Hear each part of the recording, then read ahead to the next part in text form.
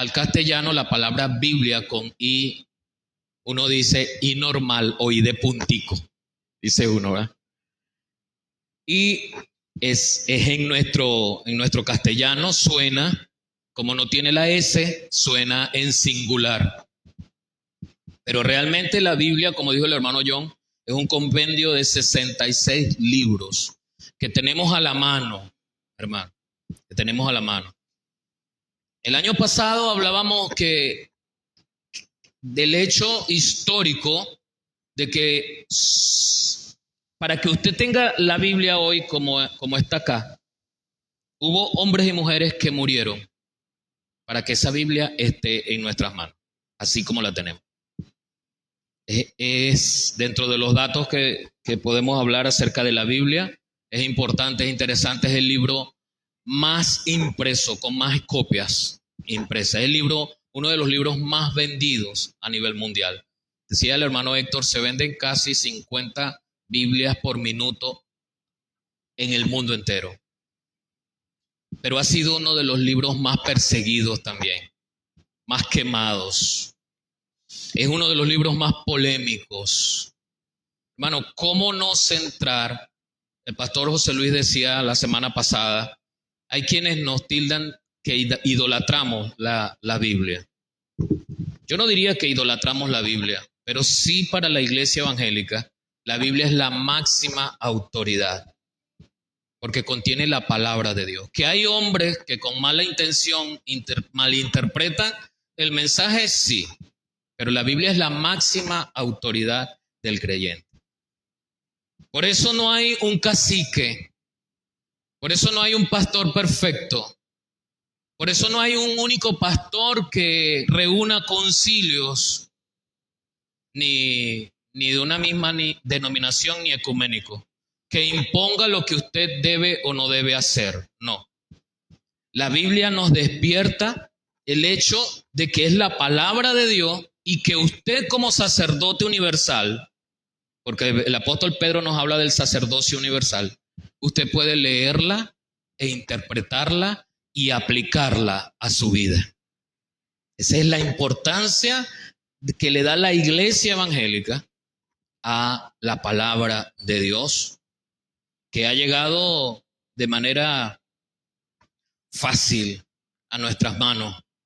De repente usted la compró hace unos años, cuando era aún más fácil comprarla, o se la regalaron. De todas maneras, gracias al Señor por su palabra. Y hoy, el mensaje de hoy tiene que ver también con la palabra de Dios, con la Biblia. Y yo le voy a invitar que usted busque, se ubique en el Salmo 119, 130. Y en estos minutos que vamos a pasar aquí, vamos a hablar de un tema relacionado con la lectura y el estudio de la Biblia, que todos sabemos es un compendio de libros que tiene el mensaje de Dios, el logos de Dios para la humanidad. Y el mensaje de hoy lleva por título una pregunta en la cual debemos meditar, una pregunta en la cual debemos reflexionar. ¿Yo tengo una Biblia marcada o he sido marcado por la Biblia? Ese es el tema de hoy. ¿Biblias marcadas o marcados por la Biblia? Son dos cosas distintas y es lo que vamos a estudiar en estos minutos de esta mañana. El Salmo 119, 130 dice: la exposición de tus palabras alumbra, hace entender a los simples. Por mucho tiempo hemos predicado la palabra, hermanos, y hemos tratado de entender, de interpretar el mensaje de Dios allí descrito. No podemos pasar por alto algunos comentarios de algunos teólogos, algunas personas que hacen referencia quizás a la complejidad de la Biblia. Y es que nuestra vida siempre queremos dar lectura rápida a las cosas. Yo soy docente ya jubilado, 20 años dando clase, y por 20 años puedo decirle con propiedad que gran parte de los estudiantes no leen bien. Gran parte de los estudiantes no saben hacer una lectura analítica, crítica, interpretativa. Y los estudiantes de ahora, mucho menos. Yo sé que usted, ya con 40 años y más, cuando estudiaba, lo mandaron a leer Doña Bárbara, ¿se acuerda? Un librito como así de grueso. Y usted tenía que sacar un análisis de esa novela. Lo mandaron a leer novelas como El Quijote de la Mancha. Lo mandaron a leer de Miguel Cervantes. Lo mandaron a leer Casas Muertas o El Coronel no tiene quien le escriba de Gabriel García Márquez. La Ilíada de Homero. 100 años de soledad. Así que, hermanos, estamos nosotros pasando una generación, los que ya tenemos 40 años, que estudiamos mucho tiempo atrás, que era una generación, no estaba bien curtida en el arte de leer, pero estábamos más familiarizados con eso. Leer la Biblia, hermanos, requiere de nuestra parte cierta disposición, sin miedo, sin pensar que la Biblia está escrita en código, porque la Biblia no está escrita en código, aunque tiene símbolos y tipos. Lo primero que nosotros debemos saber es que tenemos que leer la Biblia para interpretarla, porque la Biblia no fue escrita originalmente en castellano. La Biblia fue escrita en 3 idiomas que hoy no se leen ni se hablan. Son idiomas muertos: hebreo, arameo y griego. La Biblia fue escrita, decía el hermano, dentro de los datos históricos interesantes de la Biblia, en por lo menos 3 continentes, 3 lugares distintos, alrededor en un trayecto más o menos de 1600 años, por casi 40 autores de distintos estratos sociales, desde el rey David y Salomón hasta pescadores como Pedro, médico como Lucas, agricultores. Así que, hermanos, hay una cultura impregnada muy diferente en la Biblia, llena de símbolos que solamente entendían los hebreos en el caso del Antiguo Testamento, o los judíos o los griegos en el caso del Nuevo Testamento. Las personas que no eran judías, pero que estaban viviendo bajo el Imperio Romano, el lenguaje que imperó allí fue el griego. Así que podían entender el lenguaje, la costumbre. La Biblia está llena en el Nuevo Testamento de simbología. Y por eso es necesario que nosotros, en una lectura profunda, podamos interpretar correctamente, sin que eso afecte a mi conveniencia, porque de eso se trata, hermano, de que queremos leer la Biblia a nuestra conveniencia.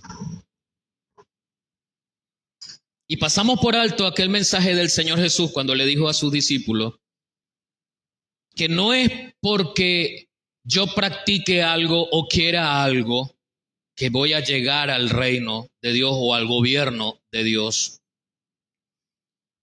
No es creer en Cristo de cualquier forma, cuando de Él mismo salió la expresión, el que cree en mí, como dice la Escritura.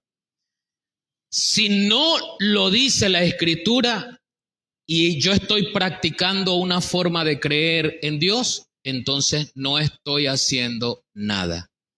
Usted y yo creemos en Cristo como dice la Escritura. Así que para tener provecho de eso, vamos a la Escritura y vemos, leemos, interpretamos correctamente cómo creer en Dios. Jesús le dijo a los discípulos: yo soy el camino, la verdad y la vida. Nadie viene al Padre sino por mí. Así que no hay ninguna otra persona, ningún cuadro, ningún santo, nada que te acerque a Dios que esté fuera de Jesucristo. ¿Se está dando cuenta cómo cuando vamos a la palabra nos enseña la forma correcta de creer en Dios? Pero no solamente eso, hermanos. Precisamente la reflexión que tenemos en esta mañana nos lleva a pensar que muchos de nosotros hacemos uso correcto de nuestro tiempo al apartar horas para pasar un estudio, un tiempo de estudio bíblico, personal, ¿sí? Y me siento en la cama, me siento a la mesa, me siento en la silla con mi escritorio al frente, la Biblia, el lápiz, el cuaderno. Y si pudiésemos pasar por cada una de las Biblias que aquí están, estoy seguro que podemos observar Biblias marcadas, algún comentario, y en ese momento no tengo el cuaderno y en uno de los espacios de la Biblia, en blanco, allí anoto alguna referencia. Quizás en mi casa tengo el resaltador y resalto o subrayo con el lápiz un versículo. Y así estoy haciendo un estudio bíblico personal. Y eso está bien. ¿Cómo es una persona que marca la Biblia? Porque, hermano, aunque reconozco no solamente reconozco, conozco personas que no les gusta marcar la Biblia. No les gusta. Y quienes dicen que esto es palabra de Dios y ahí no se le puede escribir nada. Yo no digo lo contrario, eso es como algo suyo, ¿no? Si usted tiene la ropa suya y hay quienes le ponen adornos, le cambian los botones para hacerlos más grandes porque le gustan los botones grandes. Hay quienes se compran una camisa manga larga y la recortan porque le gustó el color y la forma, pero no le gusta que sea manga larga. Cada quien adopta y adapta de cierta forma sus pertenencias, incluyendo la Biblia como libro, ¿no? Pero creo que tampoco tiene nada de malo que usted subraye el versículo que le llamó la atención, que usted subraye la palabra que le llamó la atención y para que cuando llegue a la casa busca el sinónimo o busca la definición, que usted subraye ese nombre, el argote que le llamó la atención acerca de la lectura que está haciendo. Y hay personas que trabajan mejor con esa didáctica, con esa mnemotécnica, porque eso se le dice así, ¿no? La estrategia que me ayuda de una manera más concisa a que mi mente entienda lo que allí de manera larga se está exponiendo, eso es mnemotécnica. Y puedo subrayar, resaltar, marcar, escribir y sobreescribir en la Biblia algunos mensajes, algunas reflexiones al respecto de lo que yo estoy aprendiendo. ¿Qué se requiere para marcar la Biblia? Se requiere un creyente, se requiere de un cristiano que tenga un hábito de lectura de la Biblia. Una Biblia no se marca por sí sola, aunque hay muchas personas que tienen el mal hábito de abrir una Biblia grandota, de esas con letra de 5 y hasta 6 centímetros de larga y hasta más, en el Salmo 91. Y abren su Biblia en el Salmo 91 y la ubican en la entrada de la casa, en el centro de la sala, como si la Biblia allí abierta funcionara como una penca de sábila. ¿Sí? Que la gente en su cultura piensa que la penca de sábila absorbe las malas energías, las malas vibras de las personas que visitan su casa o hasta las suyas mismas, porque usted viene de la calle absorbiendo esas malas vibras, según, ¿no?, de las personas.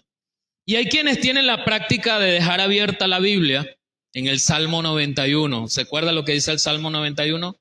El que habita al abrigo del Altísimo morará bajo la sombra del Omnipotente. Y bueno, arranca el salmista a partir de allí a explicar las bondades de la protección de vivir precisamente bajo la morada del Dios Altísimo. En el peor de los casos, el creyente ni siquiera hojea la Biblia. Pero hablando de una persona que lee la Biblia, que marca su Biblia, se requiere de esa persona que con disposición aparta tiempo para leerla, para estudiarla, para tratar de aprender o simplemente entender qué es lo que está pasando. Es una persona que puede que haga un análisis profundo de aquello que marcó y entienda teóricamente lo que implica la escatología, por ejemplo, que es el estudio de los tiempos finales. Excelentes, hermanos. Puede haber muchos maestros de la Biblia que entiendan en teoría lo que implica hacer uso de la homilética y la hermenéutica como técnicas de interpretación y de presentación oral del mensaje para marcar su Biblia. Eso requiere disciplina, porque es un hábito. Marcar la Biblia por marcarla no es de interés, pero marcar la Biblia para estudiar va a requerir de disciplina. No es si me queda tiempo, es que en la mañana yo aparté una hora, o en la tarde, o en la noche, no importa el momento, hoy yo aparté tiempo para leer y marcar mi Biblia. Marcar la Biblia implica tomar notas, tomar apuntes, hacer preguntas. ¿Dónde está? ¿Cómo está? ¿Qué estaba haciendo? ¿Qué terminó de hacer? ¿Y cuáles fueron los resultados de esa historia o de ese evento en el cual yo estoy leyendo? Marcar la Biblia requiere buena intención. Pero ¿sabe una cosa, hermano? Las buenas intenciones no complementan nuestra relación con el Señor. Las buenas intenciones significan ese primer paso que nos van a llevar a hacernos hábitos, pero no lo es todo. Hay una diferencia entre el creyente que marca la Biblia con una buena intención, aprender. Hay quienes saben de memoria muchos versículos de la Biblia, llevan mucho tiempo estudiando la Biblia, siendo creyentes, o quizás tienen alguna ventaja en su memoria que les permite memorizar a corto plazo, les permite memorizar versículos y lo repiten y lo repiten. Y yo me he encontrado con personas que saben versículos de memoria, no solamente saben lo que dice el versículo, sino que saben la cita, es decir, dónde está el libro, el capítulo y el versículo. Hay personas que conocen la composición o la estructura de la Biblia. Nosotros aquí, hermanos, en mis tiempos de niño, gloria a Dios por los maestros de escuela bíblica dominical que yo tuve, maestros de escuela bíblica que enseñaron bien a esa niñez y a esa juventud. No estoy diciendo que los de hoy no, estoy diciendo que en mi niñez, gloria a Dios por esos maestros que se tomaron la disposición de enseñarnos. Hermano, y a corta edad, en la escuela dominical, ya nosotros sabíamos el nombre de los 66 libros de la Biblia, al revés y al derecho. Es decir, podíamos decirlo del Génesis al Apocalipsis o del Apocalipsis al Génesis. Y aprendimos en esa época la estructura, cómo se agrupa o clasifican esos 66 libros de la Biblia. El Pentateuco, los 5 primeros libros de la ley, los 12 libros siguientes, proféticos, los poéticos, los profetas mayores, los profetas menores, el Nuevo Testamento, el libro histórico, los evangelios. Todo eso lo conocíamos porque estudiamos en eso. Pasamos tiempo estudiando en eso. Pasamos tiempo dedicados a aprender.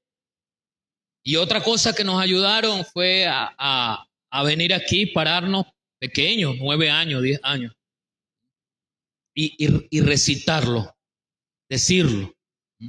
Yo no sé cuántos de ustedes se acuerdan de los que estaban en esa época. Yo no sé cuántos de ustedes lo aprendieron así. De pronto hoy no lo sabe. Pero lo que le estoy diciendo es que para hacer eso se requiere disciplina, disposición, y está bien.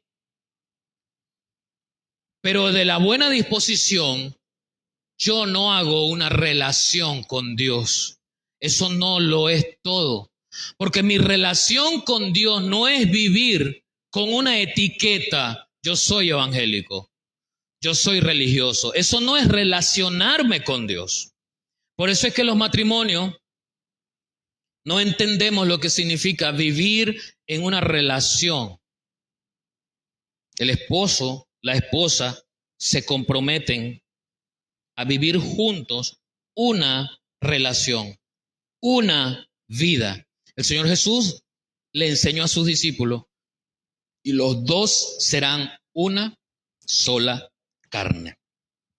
Nuestra relación con Dios no es una mera formalidad que nos da un título de evangélico o hijos de Dios.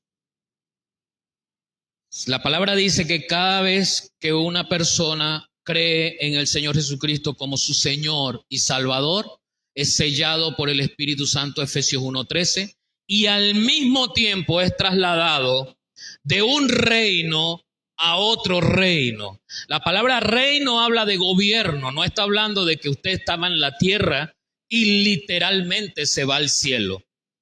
Está hablando de gobierno.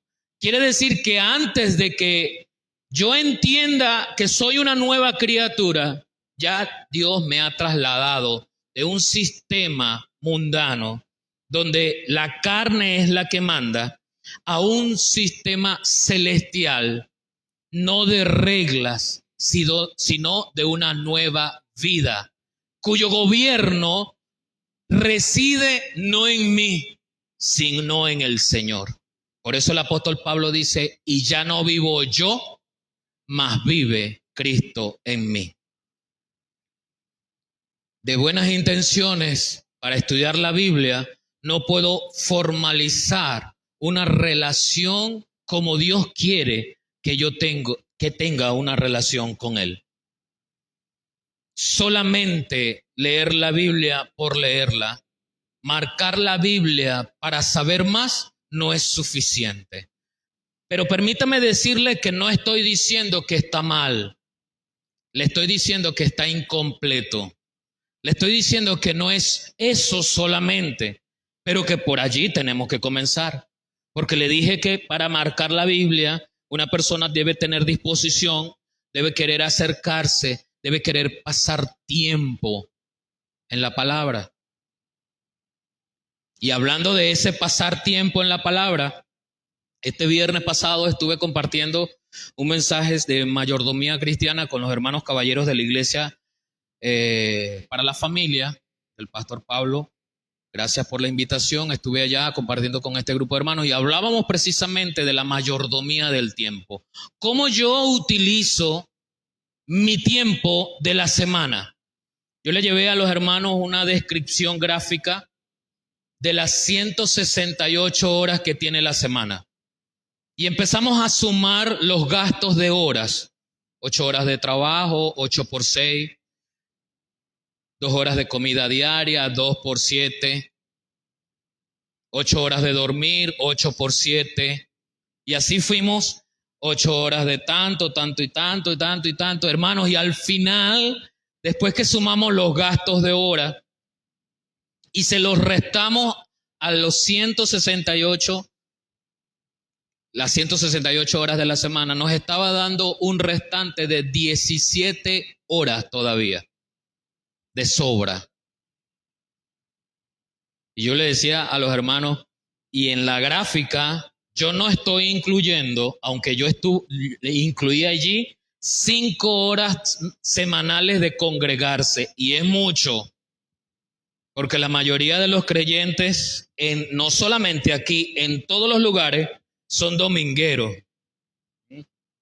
La mayoría de los creyentes, lunes de oración, ni pendiente, 10. Lunes de estudio bíblico, ni pendiente, 8. Actividad del día de la Biblia ayer, habían 5, aparte de los jóvenes, 5 caballeros y 5 damas, nada más. El resto, solamente pensando en el domingo. 5 horas semanales de congregarse. Y yo le decía a los hermanos, allí no está incluida la hora que paso en la palabra. Y cuando usted decide, por ejemplo, 1 hora diaria por 7 horas semanales menos 17, todavía hay 10 horas por fuera. ¿Se está dando cuenta?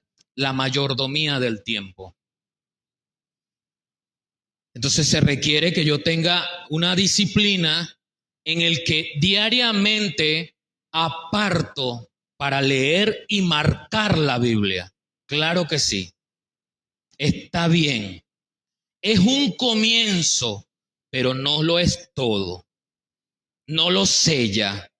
No lo culmina ese proceso que me hace a mí tener una relación completa con mi Señor. En el libro de los Hechos, capítulo 8, del 28 al 31, hay una historia que nos sumerge en esto que les estoy diciendo. No es suficiente solo con leer. Debo dar el siguiente paso. Volvía sentado en su carro y leyendo al profeta Isaías. Y el Espíritu dijo a Felipe, acércate y júntate a ese carro. Acudiendo Felipe, le oyó que leía al profeta Isaías y dijo, pero ¿entiendes lo que lees? Fíjese la pregunta de Felipe a este eunuco que venía en su carro leyendo la Biblia. Este eunuco venía ocupando su tiempo en la lectura de la Biblia y está bien, claro que sí. Pero mire cómo el Espíritu Santo movió a Felipe, que en nada tenía que ver con el eunuco. Es el encuentro de dos mundos, que si no es por el Espíritu Santo, no se conectan, no se conocen. El eunuco en su carro, hablo de carro de una cuestión alada por caballo, no hablo del Mustang que usted tiene, ni de la 4x4, ¿no? Él está en su carro, tiene el libro de Isaías y está leyendo en Isaías. El Espíritu Santo se acerca a Felipe y le dice, mire lo que, escuche, solo lo que el Espíritu Santo le dijo a Felipe, acércate y júntate a ese carro. Al acercarse Felipe se entera, por lo que me dice aquí, estoy creyendo que Felipe estaba lejos, solamente podía observar, mirar la condición del eunuco, no podía escuchar lo que estaba haciendo o leyendo. Así que el Espíritu le dice, acércate y júntate. Al acercarse junto al carruaje, se da cuenta Felipe porque escucha que el eunuco viene leyendo Isaías. Y eso lleva a Felipe a confrontar la vida del eunuco. Eso lleva a Felipe a enseñarte a ti y a enseñarme a mí. ¿Estás contento solamente con leer la Biblia? Y Felipe le hace un alto al eunuco. Ya va, espérate. ¿Pero estás entendiendo lo que estás leyendo? ¿Entiende usted cuando hable la Biblia lo que está leyendo? Y dijo, ¿pero entiendes lo que lees? Él le dijo, el eunuco responde, él le dijo, ¿y cómo podré si alguno no me enseñara? Yo no sé si es la primera vez que el eunuco estaba leyendo la Biblia, pero lo que sí sé es que esa lectura la estaba leyendo con interés, pero sin entender lo que significaba. Por eso es que las personas solamente ven a Jesús como un maestro. Por eso es que otro grupo solamente ve a Jesús como un profeta. Por eso es que a veces nosotros solamente vemos a Jesús allá en Israel, allá hace 2000 años atrás, enseñando cosas muy bonitas. Por eso es que no sabemos cómo traer las enseñanzas de la Biblia a mi vida hoy, porque estoy leyendo, pero no me detengo, pero entiendo. Y si no entiendo, ser lo suficientemente sincero, porque no necesitamos tener un grado académico, aunque para leer tenemos que tener, sí, un grado mínimo de lectura, saber leer, pero no necesitamos un grado académico de licenciado, magíster, doctor o postdoctorado para leer y ser enseñado en la palabra. Y el eunuco dijo, ¿cómo podré si no hay nadie que me enseñe? Y rogó a Felipe que subiera al carro y se sentara con él para que le enseñara. Así que, aunque Felipe no tenía en su mente conocer a ese eunuco, Felipe fue llamado por el Espíritu Santo para que la palabra marcara la vida del eunuco. Y no solamente el eunuco marcara su Biblia. En el Evangelio de Mateo, capítulo 23, versículo 1, nos encontramos con una historia donde nuestro principal actor es Jesucristo. Dice así: entonces habló Jesús a la gente y a sus discípulos diciendo, en la cátedra de Moisés, dice usted la palabra que utiliza la versión Reina Valera, cátedra, es decir, en la clase. Cuando los fariseos se reunían a la exposición de la palabra, no solamente se reunían a leerla, era una cátedra. Era una cátedra de lectura, de solemnidad, de respeto por el libro de la profecía que se estaba leyendo. Recuerde que en el tiempo de Jesús no estaba escrito el Nuevo Testamento, no tenían las Biblias ni siquiera de esta manera. Lo que contaban eran con rollos de los libros, pergaminos enrollados. Y sobre todo, encontraban allí los salmos. Era muy común que en esta época el rollo de los salmos y el rollo del profeta Isaías se le diera lectura con frecuencia.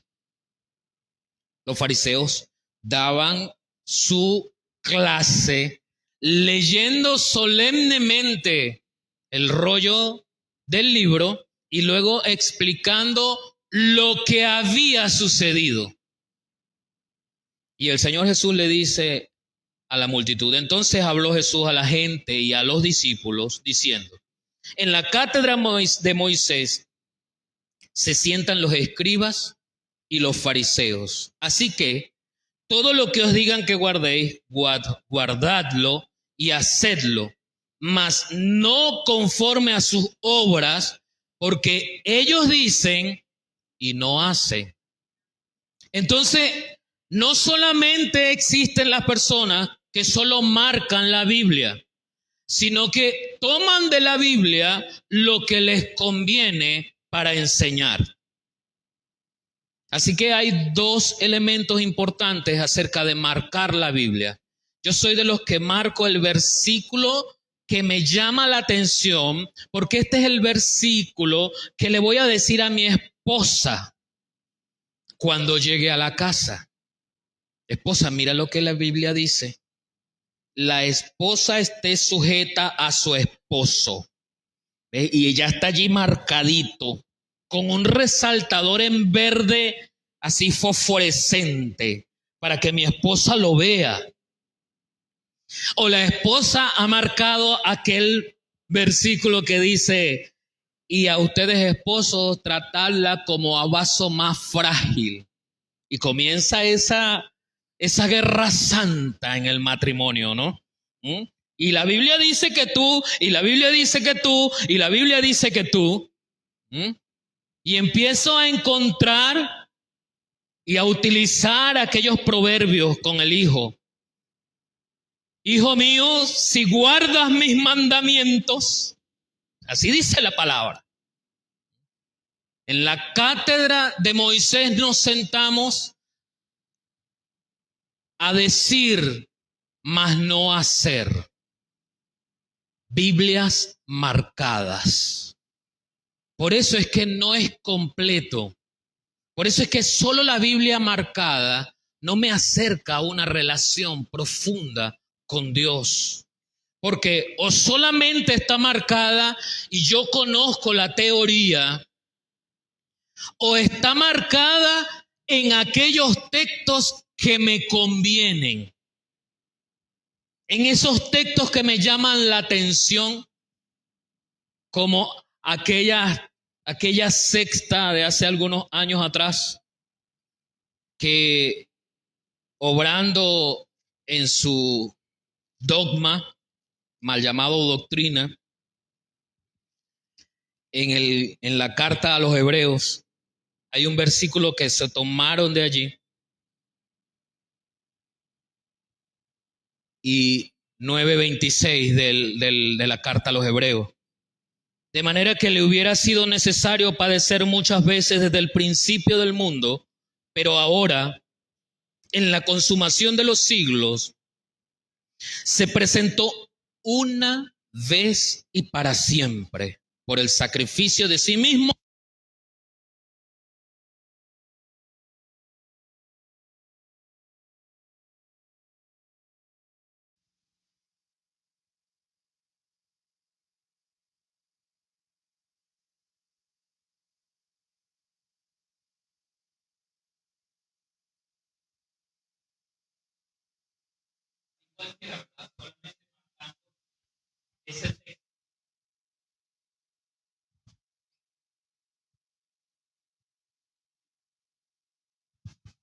Solamente marcando ese texto. Si yo saco el texto de su contexto, el texto me dice una realidad, ya Cristo quitó de en medio el pecado, no hay pecado. Pero eso no es lo que quiere decir allí. Por no leer bien, por no interpretar bien, estoy aplicando a mi conveniencia un dogma. Y así lo enseño de manera errónea, de forma equivocada. No basta solamente con tener Biblias marcadas.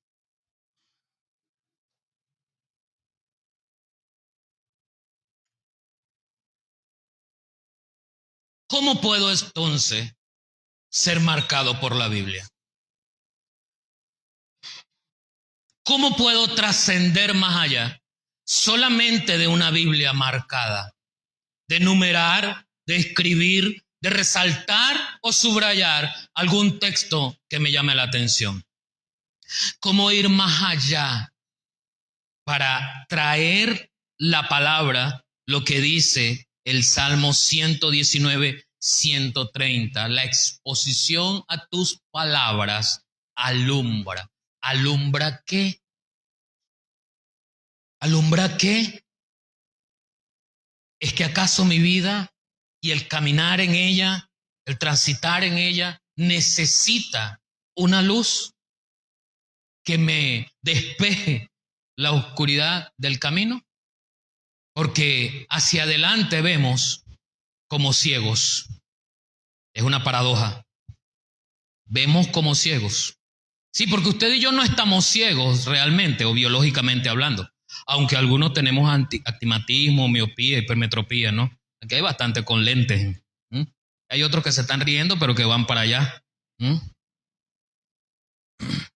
Pero nuestro destino no lo conocemos. Usted sabe que ahorita usted está sentado allí, pero usted no tiene la garantía de que a las 12 esté con los pies debajo de la mesa. No tiene la garantía. Ese es su plan.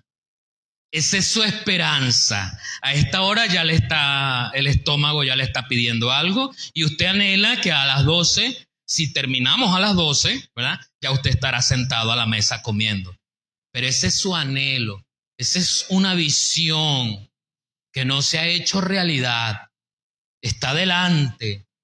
Y el Señor le dice a su pueblo, la exposición de tus palabras alumbra. El Señor le dice a su pueblo, yo te alumbro. Pero la palabra no está puesta allí solamente para que me alumbre desde el sentido literal, porque es posible que hoy, con ese sol tan radiante que hay allá afuera, no necesitemos que nos alumbre ninguna luz, literalmente hablando. Así que, ¿de qué manera yo puedo ser marcado por esa exposición de la palabra? Ir más allá del mero hecho de leer, de subrayar, como le dije, o de resaltar. Es el hecho de la reflexión de la palabra que estoy leyendo. Y esa reflexión no implica entender teóricamente lo que significa, por ejemplo, el término concupiscencia. Yo sé que usted lee la Biblia y se encontrará con algún versículo, sobre todo en las versiones anteriores, versiones que son de una traducción más literal. Yo sé que usted de pronto se encuentre versículos que le hablen de concupiscencia. Y usted se interese en buscar en el diccionario lo que implica o lo que hace referencia al término concupiscencia. Y al encontrarlo y al aprender, se llena de gozo y de tranquilidad que ya usted sabe lo que significa el término concupiscencia. Hasta allí estamos bien, pero vamos mal. No es solamente saber en teoría lo que significa el término concupiscencia. Es que mi vida viva alejada de todo lo que implica el término concupiscencia. Allí sí, entonces la reflexión que yo hago para ser marcado por la Biblia no es solamente lo que significa en su término teórico, es cómo se aplica a mi vida hoy. El Salmo 24:1, de Jehová es la tierra y su plenitud, el mundo y los que en él habitan. ¿Cómo lo aplico? ¿Cómo aplico ese versículo a mi vida hoy? El Salmo 119:11 en la traducción al lenguaje actual dice, yo te busco de todo corazón y llevo tu palabra en mi pensamiento, manténme fiel a tus enseñanzas para no pecar contra ti. Fíjense lo que el salmista está escribiendo, enseñándonos a nosotros. Yo llevo tu palabra en mi mente. No es necesario que usted agarre su Biblia cuando se va al trabajo, se la ponga debajo del brazo y llegue a su trabajo con la Biblia debajo del brazo.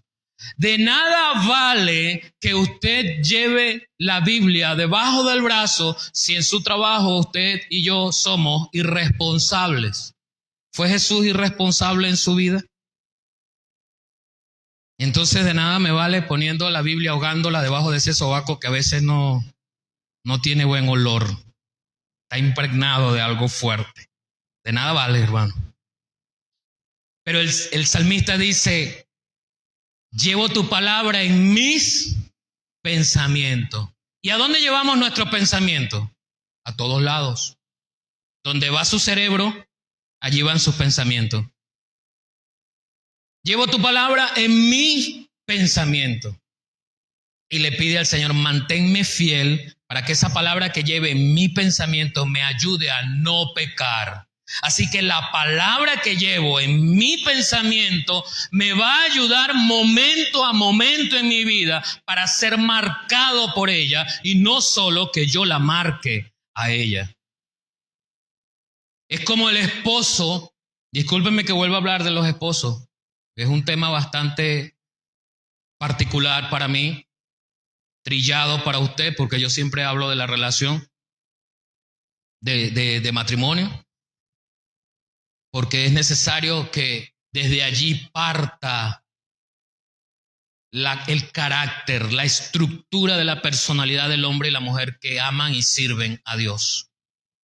Tenemos matrimonios tan fracturados que hay hombres con un micrófono aquí, que hay mujeres sirviendo allá, allá, allá, con un matrimonio fracturado. No entiendo cómo puede haber un creyente que hable desde aquí, pero que golpee con sus labios o con sus manos a su esposa en su casa. No lo entiendo. Paso a creer que solamente marca su Biblia y se prepara para predicar algo que no ha vivido. Y tenemos esposos, perdónenme la expresión que voy a utilizar, una expresión creo que no es grosera, pero es grotesca. Hay esposos marranos en su casa, y no por lo gordo, porque hay esposos gordos, ¿verdad?, que no tienen la línea que uno tiene, ¿verdad? Esos esposos que se descuidan y engordan y comen mucha harina, hay esposos así.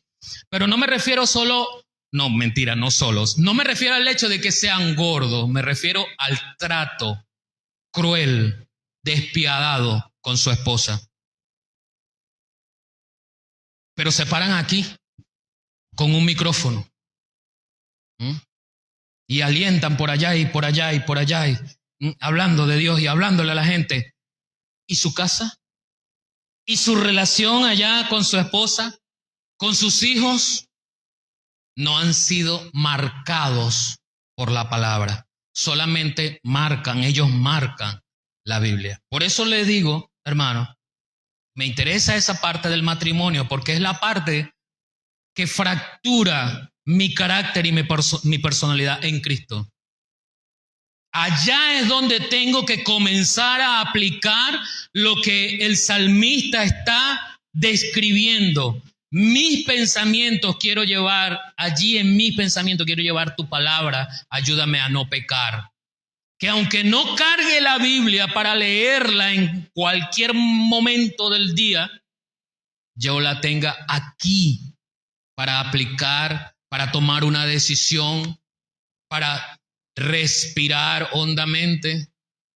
Hermano, el matrimonio, la relación matrimonial es tan dinámica que en cualquier momento del día, el esposo o la esposa le van a sacar de quicio a su cónyuge por cualquier cosa que ocurra. El problema no es que se presente esa dificultad, el problema es cómo yo respondo ante eso. Esa es la cuestión. Esa es la cuestión. Entonces me ubico y recuerdo aquel texto que me dice a mí, no le dice a usted, discúlpeme, es mi Biblia, la estoy leyendo para mí, y el texto me está diciendo a mí, Avi, deja la ira. No se ponga el sol sobre tu enojo, Avi. Me está hablando a mí, hermano, discúlpeme, busque su versículo, busque el suyo. Me está hablando a mí, Avi. Quítese de su boca, Avi, toda maledicencia, Avi. No se lo está diciendo a los discípulos allá, tampoco se lo está diciendo a usted. Nuevamente, perdóneme, me lo está diciendo a mí. Y la maledicencia y las maldiciones me las quito allá en mi casa también. No solo aquí. Hermano, cuando nos reunimos aquí es muy fácil. Comenzando por el hecho de que todos nos ponemos la mejor pinta. ¿Sabe lo que me explico? Lo que quiero decir con pinta, ¿no? El mejor traje. Míreme, usted no me va a ver a mí de lunes a sábado con corbata, salvo que tenga alguna actividad aquí. Estamos con un sol tremendo que no va a obligarme a poner corbata por cualquier cosa, ¿no? Y usted se pone esa blusa, ese vestido, esa falda, ese pantalón, esa chaqueta, se acomoda, se plancha el cabello. Estoy seguro que anoche hasta las 10 de la noche estaba jalando el cabello. Esta mañana se estaba echando ahí su perfume. Y aquí nos comportamos. Aquí venimos agarraditos de la mano, la familia entra juntica, toda la familia agarraditos de la mano, se sientan en la misma banca, se sentaron. A veces uno ve los ojos de los papás haciendo señales así con los ojos a los hijos para que se queden quietos. A veces se van así unas señales de la esposa que, estás oyendo, esto es para ti. No se lo dice, pero con los ojos le está diciendo, esto es para ti. Eso se ve, se nota, pero aquí estamos bien. Aquí se nos hace fácil.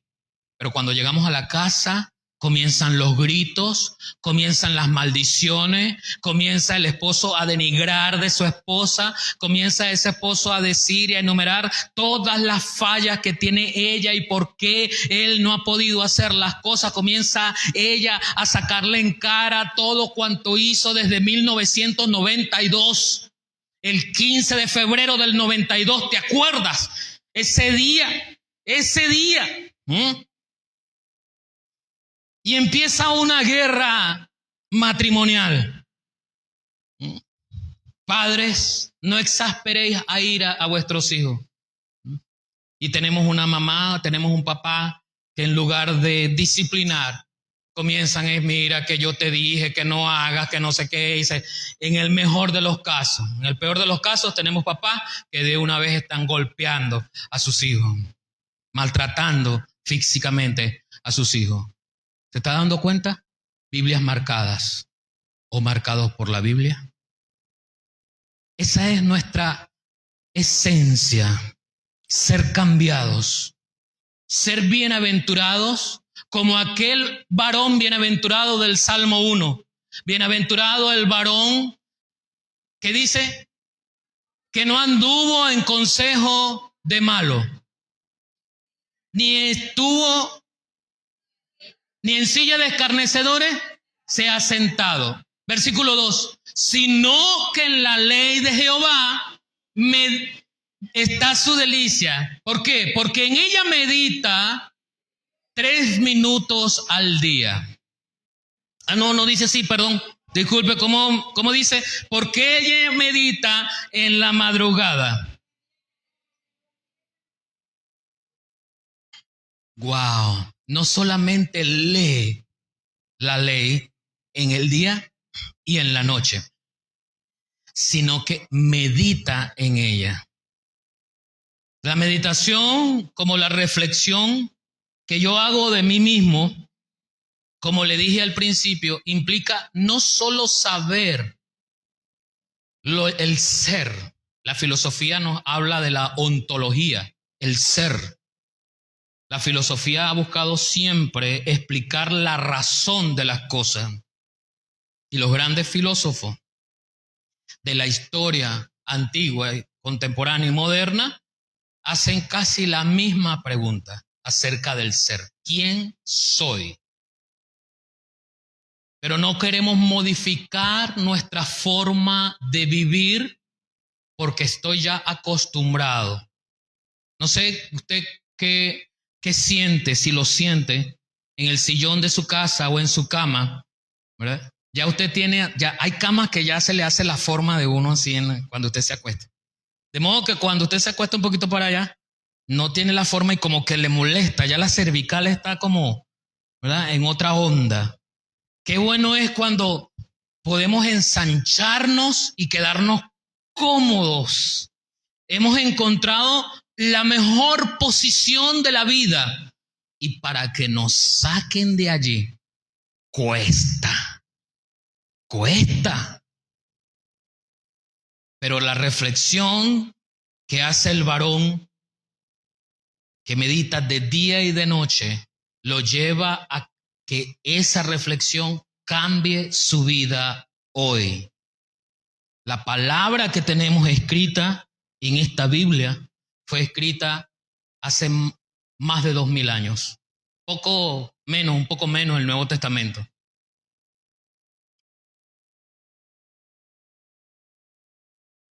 Historias, costumbres, mandamientos que fueron escritos muchos años atrás, pero que tienen vigencia para nuestra vida hoy, porque trascienden del tiempo y del espacio.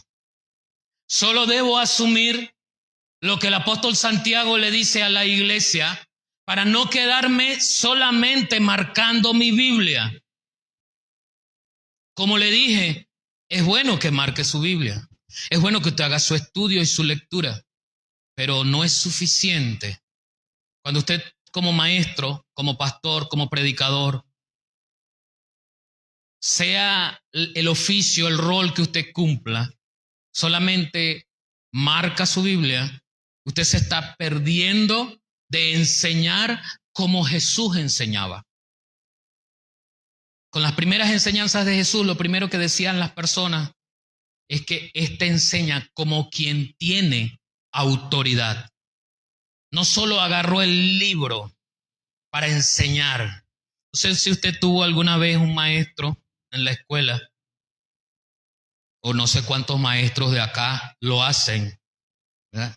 Agarran el libro y el pizarrón y con el libro allí rellenan el pizarrón y luego hacen su explicación y su enseñanza. Utilizan su guiatura de esa manera, su guía de esa manera.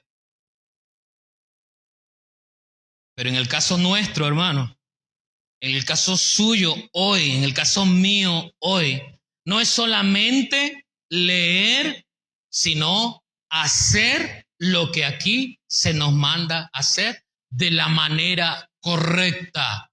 Por eso no puedo solamente leer la Escritura y tratar de hacer lo que dice allí de manera literal.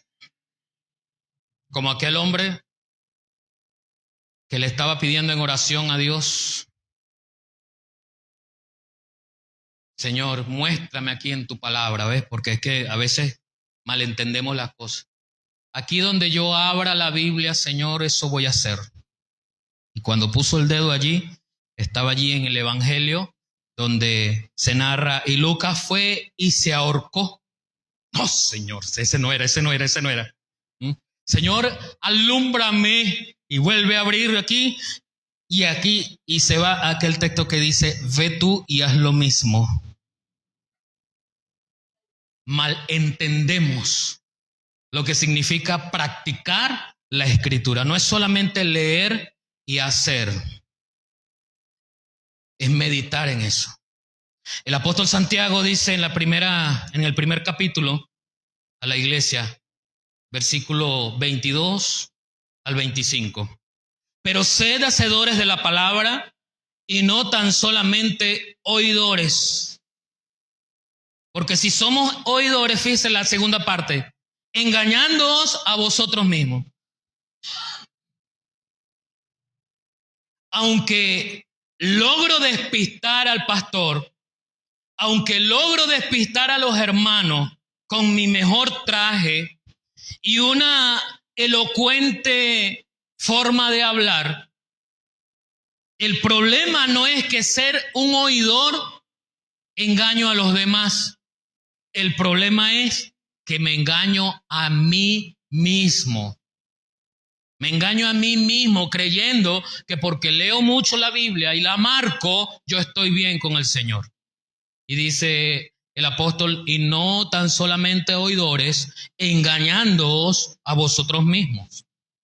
Porque si alguno es oidor de la palabra, pero no hacedor de ella, este es semejante al hombre que considera en un espejo su rostro natural, porque él se considera a sí mismo y se va y luego se olvida cómo era.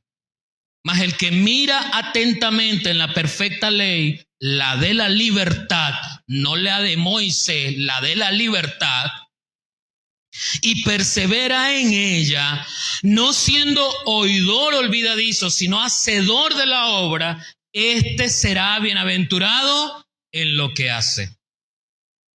Es el hombre de Dios que se deja marcar por la palabra, aquel que se constituye bienaventurado. Si yo solamente soy oidor, yo me engaño a mí mismo. Quizás usted diga: engañé al pastor, engañé a la iglesia, pero usted solamente se está engañando a usted mismo. ¿Quiere que le diga por qué? Porque cuando llegue el momento final, que todos estemos delante del Señor, que el mismo Jesucristo le enseñó a sus discípulos cuando estén todos delante del trono del Señor. Habrá esa clasificación de ovejas y cabras locas. Y unas pondré a mi derecha y las otras a la izquierda, que se van a la perdición. Y muchos me dirán, cuando les diga, ustedes van a la izquierda, muchos me dirán, aquellos que se engañaron a sí mismos, ¿recuerda? ¿Ve? Porque la sorpresa de haber creído que por haber predicado 35 de los 52 domingos al año, de aquellos que creían que porque tenían un cargo, una función en la iglesia, repitiéndolo y haciéndolo durante 48 años de su vida, se llevará la sorpresa final cuando el Señor le diga, apártate de mí. Y preguntarán, Señor, yo sí iba a la iglesia, yo sí predicaba, que oraba y los demonios huían. Yo estaba allí, Señor. Yo estaba haciendo. Pero te convertiste solamente en un oidor olvidadizo. Nunca fuiste transformado realmente.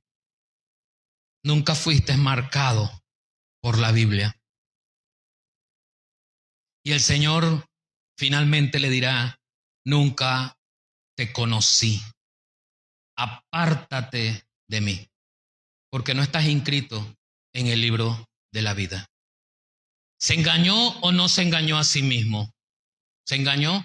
¿Pudo haber engañado al pastor? Sí, porque hay quienes uno piensa, oye, mira, pero qué hermano, mire, usted lo ve allí bien bonito, bien arregladito con su corbata, mire cómo predica ese hermano, poderoso, me sentí hoy bien, mire cómo habla, qué elocuencia, qué servicio tiene ese hermano.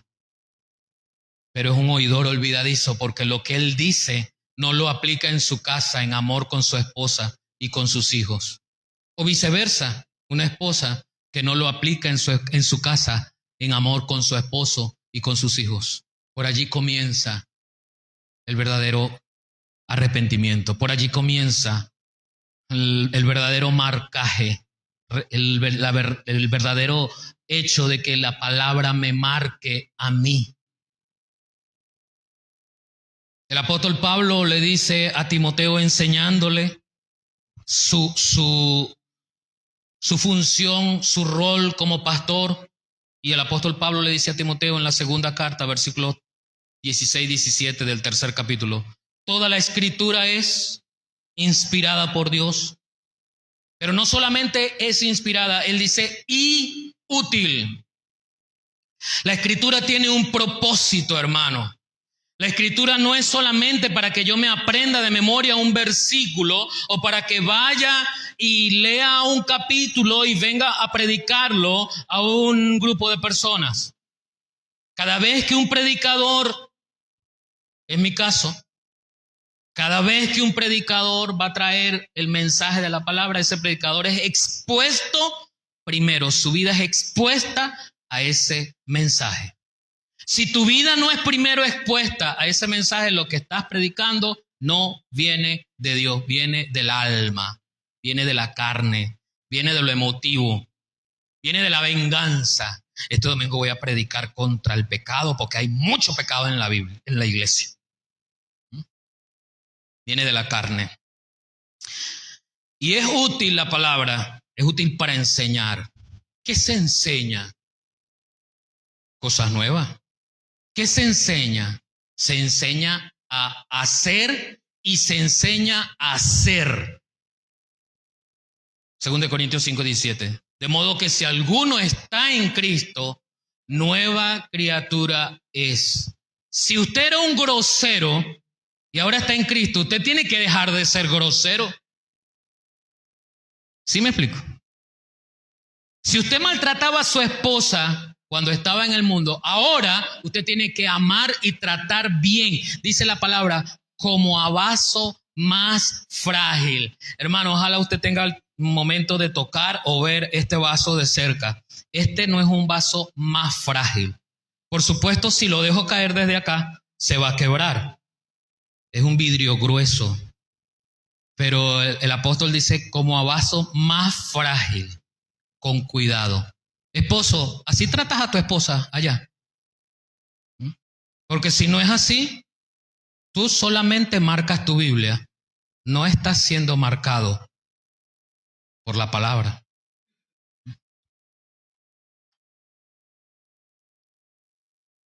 Es útil para redarguir. ¿Es posible que lo haya hecho mal? Claro que sí, somos seres humanos. ¿Pecamos? Claro que sí. Pero la palabra me confronta y me dice, mira, lo hiciste mal. Ajá, Señor, ¿y ahora qué? Sigue leyendo la palabra dice, ve y pide perdón, arrepiéntete. Y si mi orgullo es más grande, no estoy siendo marcado por la palabra. Solamente marqué allí donde la Biblia dice pecado, más nada. Es útil para corregir lo que está mal. Es útil para instruirme en lo que está bien. Eso le dice Pablo a Timoteo, a fin de que el hombre sea perfecto, enteramente preparado para toda buena obra. Y toda buena obra comienza en casa, hermano, con la esposa, con el esposo, con los hijos. Toda buena obra comienza allá afuera, no aquí, hermano, allá afuera, en su trabajo, en la universidad, en la escuela, en la tienda, en el supermercado, con sus vecinos.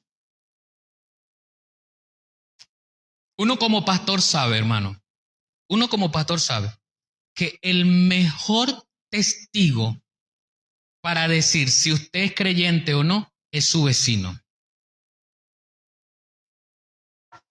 Buena, aquí vive Pedro Castaño. ¿Quién? Pedro Castaño, sí, él es evangélico. Evangélico, sí. Pues el único Pedro que yo conozco vive aquí al lado, pero nada, eso se dicen unas maldiciones, eso todo el día pelean, eso se dicen groserías. Ese hombre además me debe, me quitó hace un mes, me quitó no sé cuántos dólares y no me lo ha querido regresar. Ese Pedro Castaño, perdóname, estoy utilizando ¿cómo se llama eso? Un personaje. Espero que aquí no haya y tampoco de allí de la transmisión, ¿no? Pero ese sujeto ha sido solamente, él lo que hace es marcar la Biblia, no ha sido marcado por la Biblia. Y quiero terminar este mensaje con estos dos textos que nos lleva a ser marcados por la palabra. Mateo 7, 24 al 27. Cualquiera pues que me oye estas palabras y las hace, le compararé a un hombre, ¿cómo es? Prudente. ¿Cómo es ese hombre?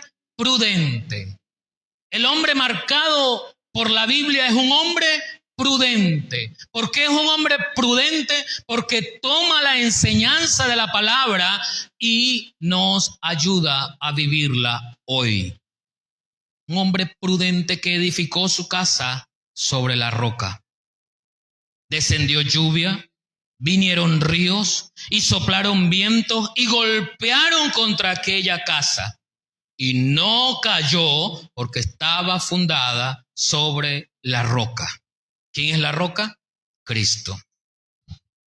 Pero también hay un hombre imprudente. Versículo 26. Pero cualquiera que me oye estas palabras y no las hace, le compararé a un hombre insensato que edificó su casa sobre la arena. Y descendió lluvia y vinieron ríos y soplaron vientos y dieron con ímpetu contra aquella casa y cayó y fue grande su ruina. Por eso es que solamente cuando marcamos la Biblia estamos sujetos a la ruina. No hemos entendido nuestra relación. ¿Cómo crecer en la fe si no estamos siendo nosotros marcados por la exposición de la palabra? Y cierro con el último versículo, Apocalipsis 1:3. Dios, una bienaventuranza, hermano. Dios bendice al que lee a la iglesia las palabras de esta profecía y bendice a todos los que escuchan el mensaje y obedecen lo que dice, porque el tiempo está cerca.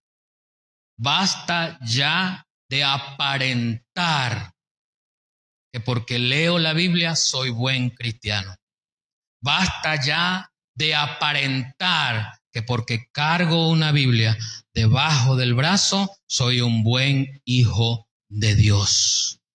Es hora de arrepentirnos. Es hora de dejarnos marcar por la Biblia. Cierre sus ojos. Es hora de que el Señor haga su obra en mí a través de su palabra. Y piense allí cómo este mensaje puede ayudarle a ser marcado en su vida. Y allí donde está, haga una oración diciéndole al Señor que le ayude a ser marcado por la exposición de su palabra. Padre, en esta hora te damos las gracias. Gracias, Señor, por la exposición a tu palabra. Gracias, Señor, porque ella alumbra y guía nuestras vidas. Pero queremos pedirte perdón porque muchas veces somos tan solo oidores de ella. Nos limitamos exclusivamente a marcar algunos versículos, algunos textos, y no a ser marcado por ella. Marca nuestra vida, Señor, con tu palabra a través de la obediencia. Ayúdanos a obedecerte, Señor. Delante de ti cada hombre, mujer, cada joven, cada niño, Señor. Que seas tú obrando en cada vida, Señor. Y que tu palabra nos llene como realmente es tu mensaje. Que cada uno de nosotros podamos tener una visión correcta de las Escrituras para aplicarla a nuestras vidas, Señor. Gracias, mi Dios. Gracias.